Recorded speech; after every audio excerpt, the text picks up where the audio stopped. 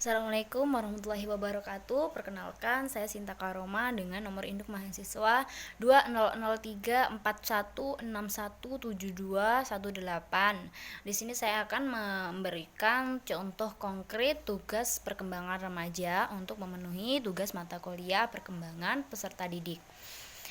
Tugas perkembangan remaja yang pertama adalah mencapai hubungan yang lebih matang dengan teman sebaya. Sebagai seorang remaja, kita sudah harus mampu membedakan manakah teman yang memberikan pengaruh baik dan mana yang memberikan pengaruh buruk kepada kita. Meskipun demikian, bukan berarti kita menjauhi teman yang membawa pengaruh buruk tersebut. Kita hanya tidak diperbolehkan untuk meniru perilaku buruknya. Yang kedua adalah mencapai peran sosial pria dan wanita.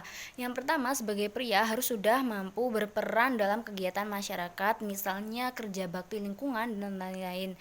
Yang kedua adalah sebagai seorang wanita kita juga harus ikut serta, misalnya pada saat ada acara lingkungan, bisa ikut membantu-bantu dalam hal konsumsi dan sebagainya. Yang ketiga adalah menerima keadaan fisik dan menggunakan tubuhnya secara efektif. Contohnya adalah ketika tubuh atau wajah kita tidak sesuai standar ideal orang pada umumnya, maka kita tidak seharusnya merasa minder dan alangkah baiknya kita mensyukuri keadaan fisik kita dengan menggunakan tubuh kita dengan efektif dan bermanfaat. Yang keempat adalah mengharapkan dan mencapai perilaku sosial yang bertanggung jawab. Misalnya saja adalah ketika di lingkungan sekitar sedang ada acara, misalnya acara 17 Agustus dan kita ditunjuk sebagai panitia, maka kita harus siap dengan dan melakukan tugas itu dengan penuh tanggung jawab. Yang selanjutnya adalah mencapai kemandirian emosi dari orang tua dan orang tua lainnya. Pada usia remaja ini kita harus secara mandiri menghadapi situasi-situasi yang kita hadapi dan dapat mengontrol emosi agar tidak mudah marah, terutama kepada orang tua. Yang selanjutnya adalah mempersiapkan karir ekonomi. Pada masa remaja ini kita harus mulai berpikir tentang karir masa depan dan akan menjadi apa kita selanjutnya. Misalnya saja bisa dimulai dengan bisnis online dan lain-lain.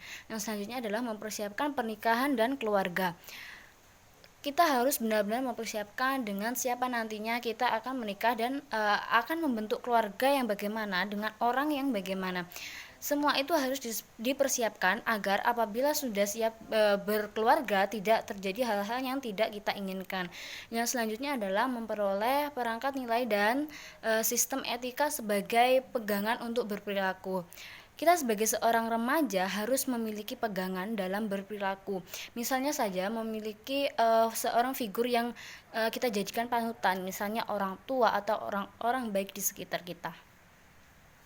Demikian, terima kasih.